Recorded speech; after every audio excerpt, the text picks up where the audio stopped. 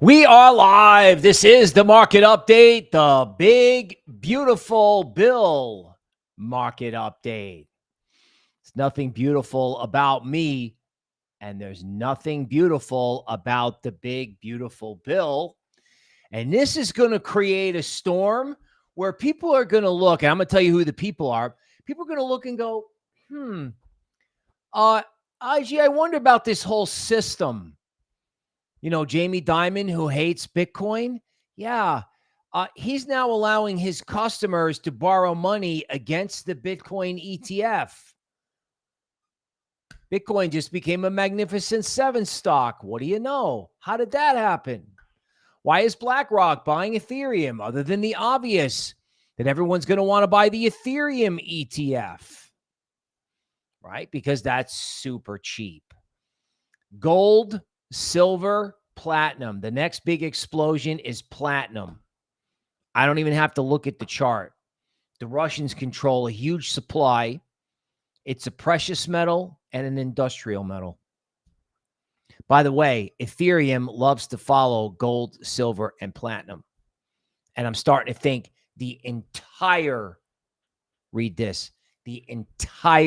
altcoin complex is just ridiculously undervalued. It really does feel like 2019 or 2023 in terms of like the dead quiet boredom.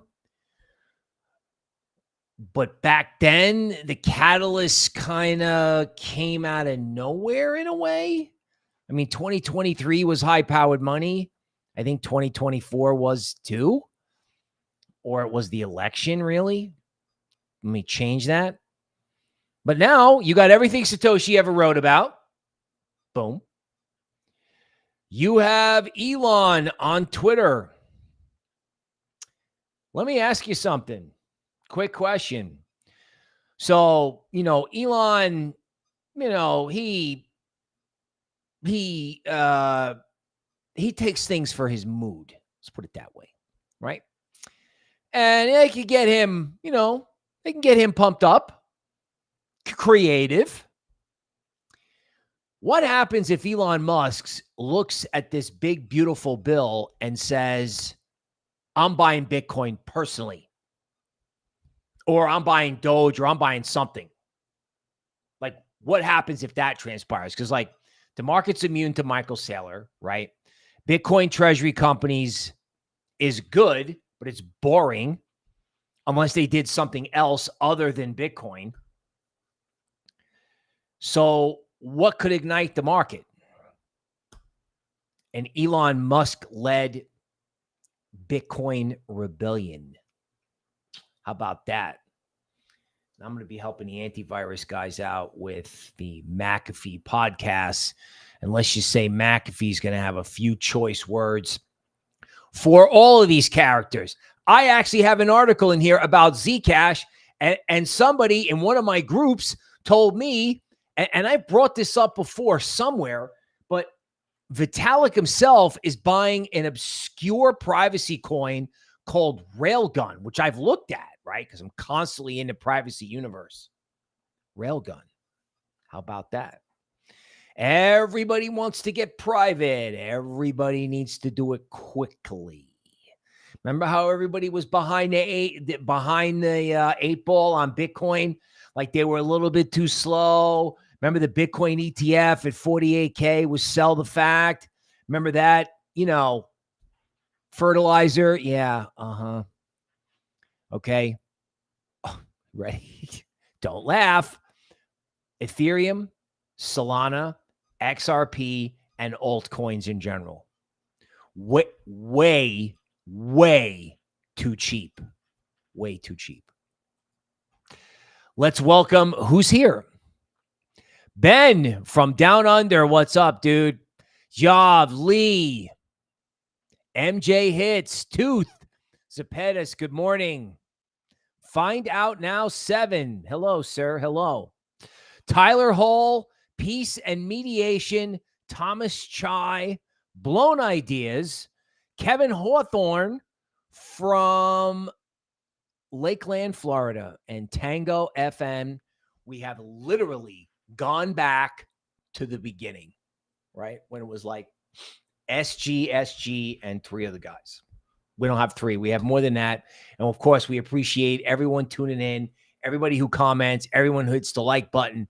The simple fact of the matter is we're moving from like spirited pep talks to kind of a confident, I'm just going to sit here and take the heat until I win the lottery. And in this lottery, I just have to have a ticket or a coin or an idea, right? Like railgun, some crazy thing like that, right? These things, you have a good chance of having something pop off. Again, don't laugh. If you own something. There's something wrong with my bag. No, there isn't. Just get a bag. Get a bag. Let's talk about what bag. Let's talk about why. I want to see if I can find, maybe Eagle King can find railgun. I want to look at this because privacy just got put on the map and no one knows it. I got to find something to confirm that Vitalik is actually buying it. Well, what do you know? A solo miner just won $325,000 worth of Bitcoin. Boy, that difficulty rate and that hash rate, they're reaching out to solo miners. Everybody wants it. Everybody needs it. And I don't know who the seller is. Now, that's Bitcoin. I definitely don't know who the seller is in Ethereum. The big seller all the way down in Ethereum was Consensus and Vitalik himself. They were selling at 3,200. And then everyone lost confidence. Who's the seller? They're not selling now. They're going to get money through DeFi now because, they've got themselves a bottom. Solana at 175 is a joke. People are calling me up asking me if Pump.Fund issuing a token is good or bad, which is it's a good question. Loyal guy asking me that. How could it? 6 months ago, I would have been like, ugh. Now, as we talked about yesterday, anything to get Solana going. And you know what? With the Circle IPO coming out, rumor has it that there was like a Chinese company interested in XRP to improve payment speed. And what about this Circle IPO? No one in crypto is looking at that IPO as a catalyst. No one. What happens if the Circle IPO comes out at like, I don't know, it's supposed to come out like 31? What happens if it goes to 50? Like right there. BlackRock just comes in and goes, I'm taking all this. Kathy Wood. Everybody just comes in and goes, market buy this thing. It's going to 100. They do that occasionally in equities. They do it. Don't think it can't happen. Here it is. Railgun searches 10%. Vitalik buys 1.83 million. I absolutely love it. Okay, so there's everyone following Vitalik, and you're like, well, I missed it. Did you? $58 million market cap. 58 million. This is the shot heard around the world. So I guess what you're going to tell me is that, oh yeah, it's too late. I missed it. What exactly did you miss? Nothing. This doesn't even look like Vitalik did anything. You know what I'm saying? Like, I could get on and say, well, the big, beautiful Bill and Elon, and we will, probably for days. Okay. This, oh man. Oh, you know what I'm saying? Like, remember how I was saying that, like, Vitalik's got to like, You know, Vitalik's got to take public speaking lessons. They got to shift the narrative. They got to, okay, the narrative just shifted. Just shifted. Because what happens, instead of going out and buying billions of Bitcoin, if Vitalik is doing like $1 million here, $1 million there, and he's doing his like little small cap DeFi privacy thing. Woohoo. Oh my God. You know what I'm saying? And people don't get it yet. This is what's beautiful. They absolutely don't get it. They don't. Like, people didn't understand what the terrible things that happened to the Tesla dealership. I was kind of assuming that was some nefarious force. Could have been the current administration based on what's going on. I mean, this thing with government spending, it's like, how does this end well? I have a plan to cut spending, increase spending.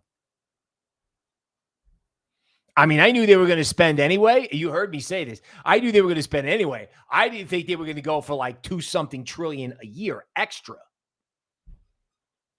I mean, that's insane, right? So Elon has got plenty to say about it. And remember, Elon is pumped up. And when he gets moving in one direction, he's got control of this narrative. And that's probably making the Orange Man upset. The Orange Man loves to control the narrative. He doesn't have control of the narrative anymore on this. No way. So the Orange Man's got kind of a problem, right? He's got, I don't know. Everyone thinks Putin is going to take giant Pearl Harbor smoke clouds lying down. That's problem number one.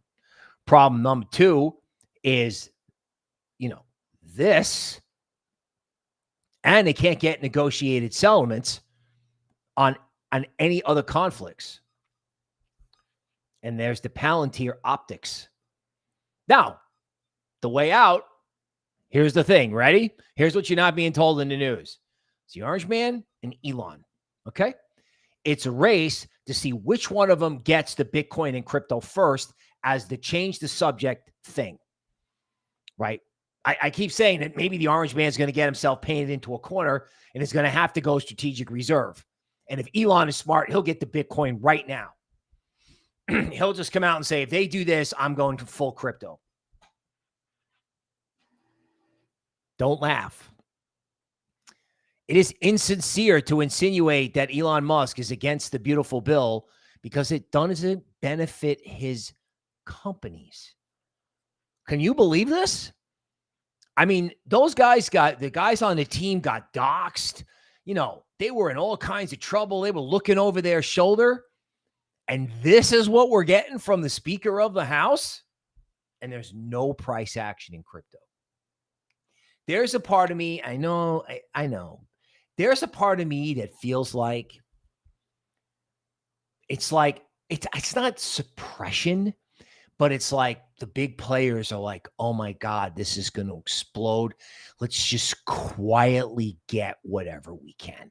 Let's just get as much of this as we can without disrupting the market. I think that's what Michael Saylor is trying to do, even though he's very public. But when I saw this, I'm like, oh my God. Like, this guy was, kind of like the rebel. He was kind of like making the Orange Man angry about the spending.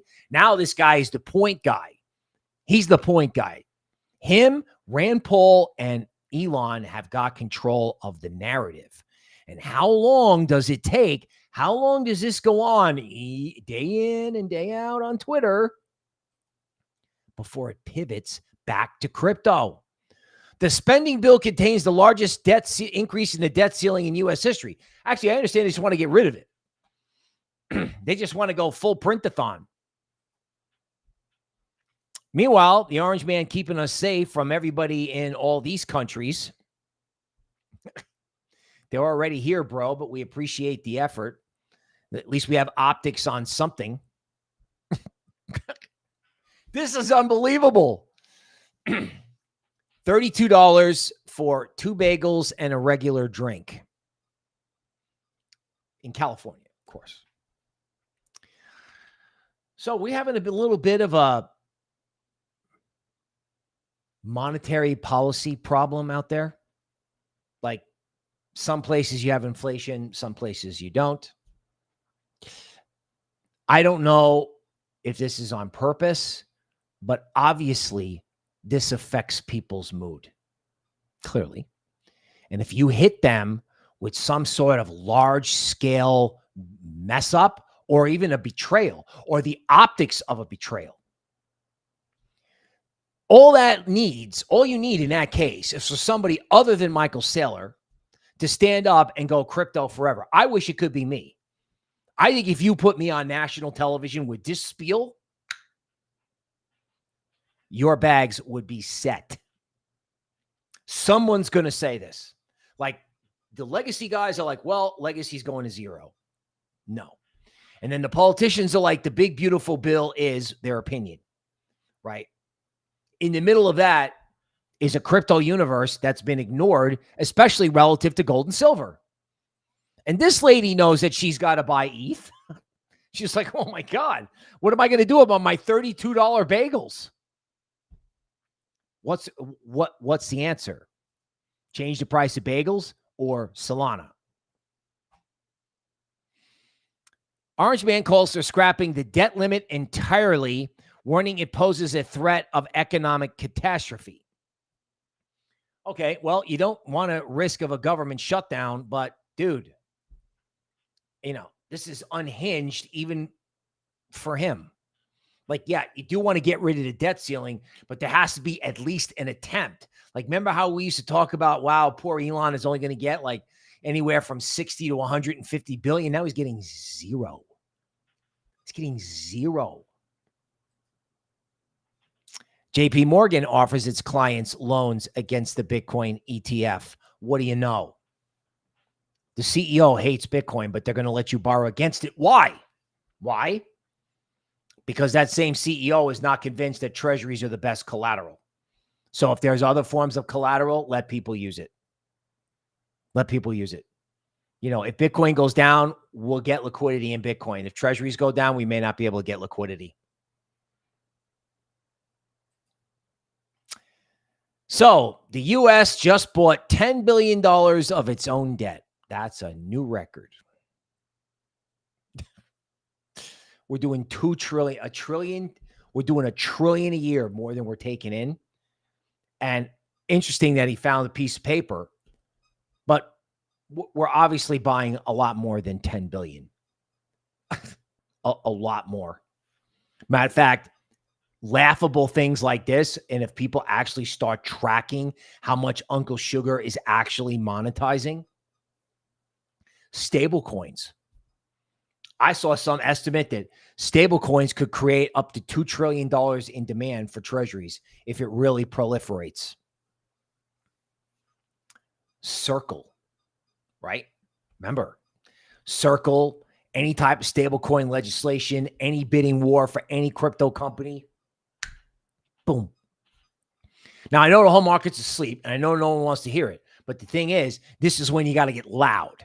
Right? You can get loud at the top. That's fun. I do that occasionally, even though that's obviously not what you want from an analytical point of view. It's better to get loud at the bottom because we're buying a lot more than 10 billion in treasuries. Just Dario, my favorite macro guy. $35 for silver, probably nothing.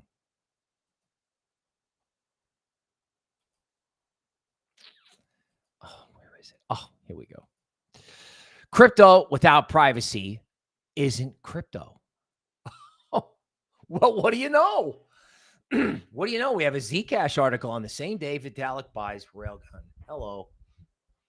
Good morning, everybody. So much for nothing to talk about. I like the little camera action, little Skynet. Privacy is the soul of crypto. Without it, nothing else we're doing really matters. Hallelujah. And here's what's really funny.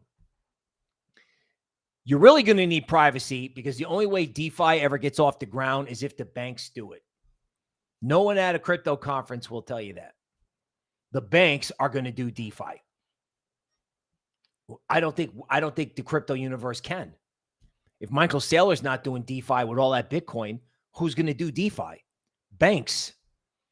Banks are going to figure out, wow, we may have to get out of a system that is denominated around U.S. treasuries, because they almost broke the world with the whole tariff thing. And I don't know if they're going to do it again, but they're definitely scaring people. And Elon on Twitter with the whole "my name is Buck and I don't give up" routine that he has when he gets rolling. Remember, the top of the whole Doge thing was him with a chainsaw, after, whatever he takes. What happens if that flips around to either a rebellion, a Bitcoin rebellion, him pushing back against the system pushing back against him, right? What happens if that gets public, loud, and messy? I'll tell you. You want me to tell you? I'll tell you. It's bad for the currency. If you had this kind of behavior, I mean, obviously the dollar is the dollar and there's huge demand for it. And everybody knows that, right? Otherwise, we couldn't get away with what we're doing.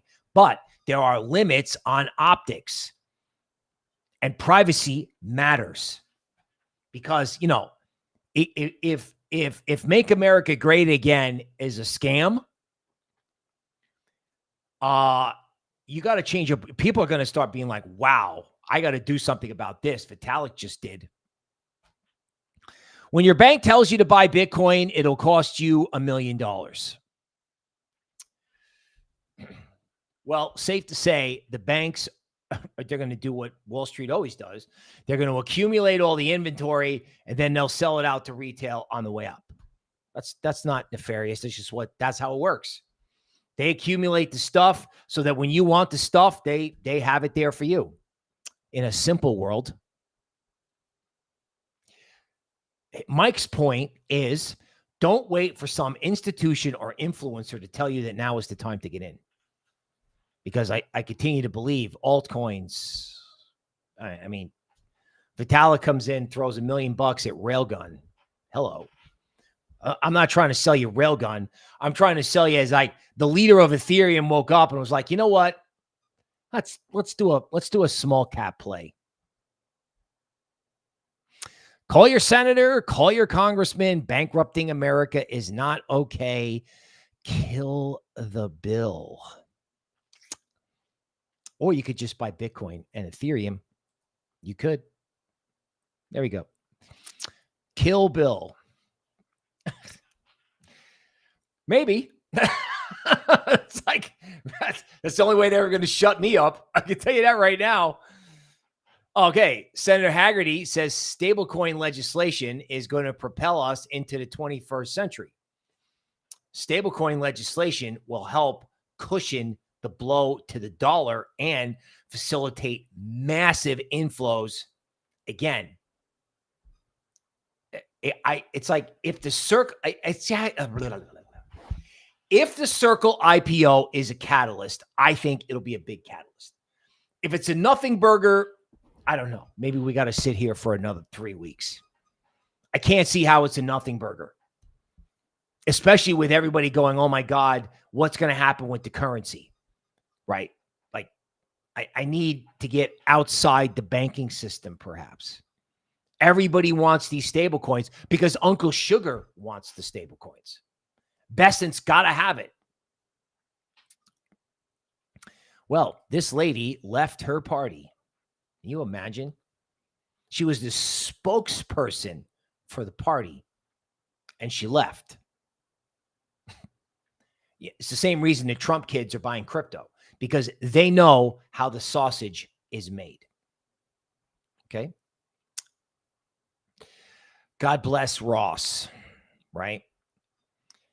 Sometimes I think we got to remember how this all got started to begin with. Why? Because we have the opportunity to start it again. Because, 10 years into the mainstream adoption or the mainstream of crypto's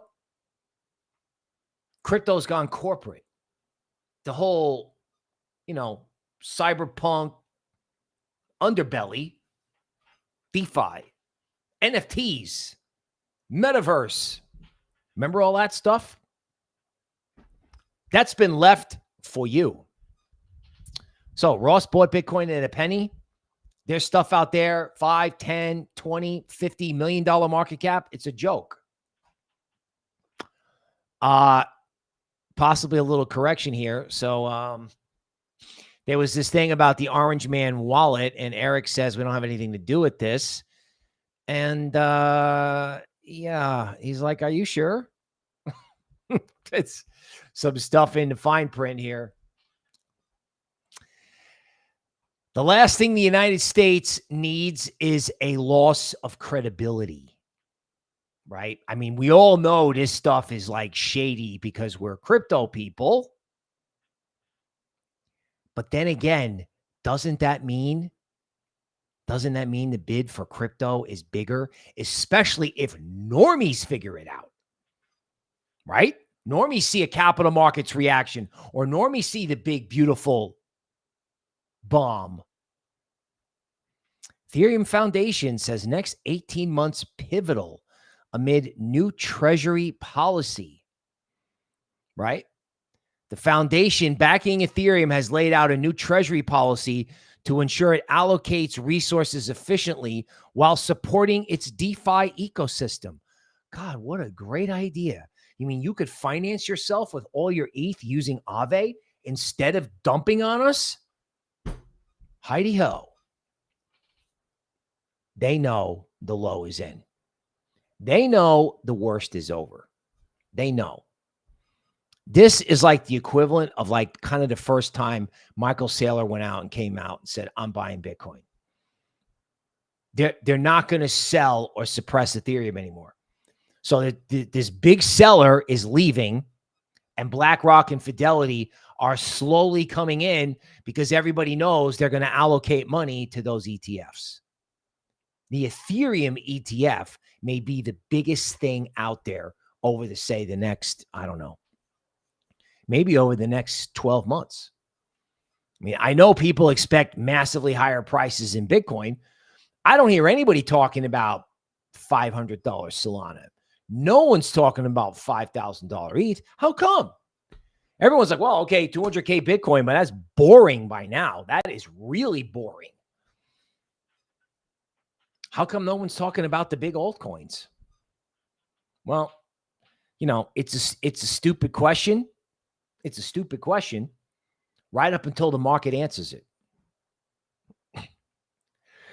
Looks like California, law explained assets on an exchange for 3 years will be transferred to the states and can then be claimed by the owner. The unclaimed property law. I'm not sure I follow the logic behind this, but if you leave your crypto somewhere, they can take it. And they do this in stock market too. This is the thing in the stock market. You leave money in a Schwab account long enough inactive, they can come in and take it. I understand. People think you're making this up. And I did this in 2019 with Ethereum at 300. I did this. I did this with another guy. Now there's just no other guy. It's just me and Eagle King, right? As more companies pivot into crypto, who's buying Bitcoin? Okay, well, the answer to that is everybody, which is probably why something else will go up. If everyone's doing the same thing, something else happens. Okay, Bitcoin on a daily chart. So there's a lot of support at 102. And as you can see, maybe this is a two wave. So this from 77 to 112 was wave one. And this is a wave two. And this is a perfect wave two. Just boring you to death until wave three starts. And wave three is normally way bigger than wave one, right? Like wave three is slowly but surely up only. Not until the end does it get crazy, but you can just start the big, beautiful bill grind.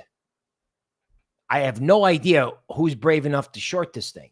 Who's going to short this thing? Nobody. I wish ETH looked better. Looks like ETH can have one big rally and then it's got to consolidate again. Ugh, annoying. Okay, but Solana, come on. Solana's worth the wait. 9 bottom. Down here, right? 9 bottom, final puke. Whoop. 9 bottoms are nice. They can be. You know, Solana responds very well to this type of thing, right? I smell just quietly the payroll. Here's how it goes. The payroll number comes out, right? And, you know, okay, the payroll number doesn't tell you anything definitive, right? The street will say, well, we expect this, and then the number will come out. And then algorithms will gyrate the market. And if Solana doesn't go down, after they get done with their gyrations, it's going to go straight up. That's my opinion, right? In other words, any of the little gyrations, that's an opportunity.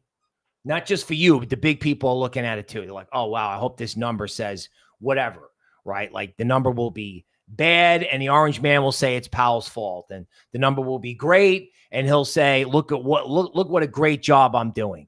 Either way, we're like 1 to 2 days away. 1 to 2 days away, right? The first trade that they do on these numbers is always sometimes wrong.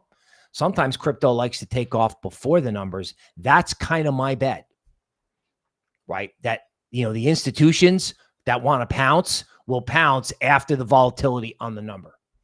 Because the big, beautiful bill, like ironically, we've been waiting for the government to moon our bags. They literally might moon our bags with whatever is going on here.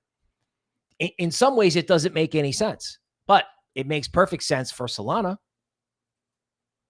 Solana, the new stablecoin highway. Listen to me. I'm like the marketing guy for Solana. Okay. XRP, the big American-made crypto. Nobody thought the election was a catalyst in XRP. XRP was dead at 55 cents before the election. If there's any such thing as a catalyst for XRP, it's the Circle IPO. Because whatever happens with that determines what Ripple is worth. Like if Circle comes out at 33 and then it goes to 25, then we're all going to sit here for a while. But if Circle comes out at 33 and it goes to 60, then XRP is going to move because Ripple's valuation is going to move. You know what I'm saying? Like, I don't talk like this often, but, you know, this is a good environment to follow like a tactical trader, right? Like if it dips and he's got a lot of support, or it dips and then it comes back and he's got his reclaim, or he's got like a breakout and retest strategy. This is a perfect time for those kind of guys. Perfect, right? Because, you know, the next buy that they do could be a major liftoff. You don't know, right? 3 waves can sometimes catch people by surprise and start slowly. I mean, like, you know how I'm always talking about square ranges? This kind of looks like a square range to me in Bitcoin. Some people might call it a head and shoulders. They can't hit it. They can't take it down, right? ETH on a 4-hour chart is probably similar. Like I charted ETH by hand. I'm telling you, these type of ranges in ETH are absurdly bullish, huge. Because as you can see here, when ETH goes, it just goes whoosh, 80%. It's a big cap crypto, but it moves. It moves like railgun. This is going to happen. And now the big, beautiful thing and Elon and all that, it's like endless talking points. I can show the 2-wave. I can show gold. I show it every day, but I haven't showed it like this because there's a storm on the outside and crypto's quiet on the inside. Something changes. Circle IPO. Or the market just goes, enough of this government stuff, and boom. Okay. So find your friendly neighborhood tactical trader and find out when he wants to get long, either on a dip or on a breakout and retest. We will see you tomorrow.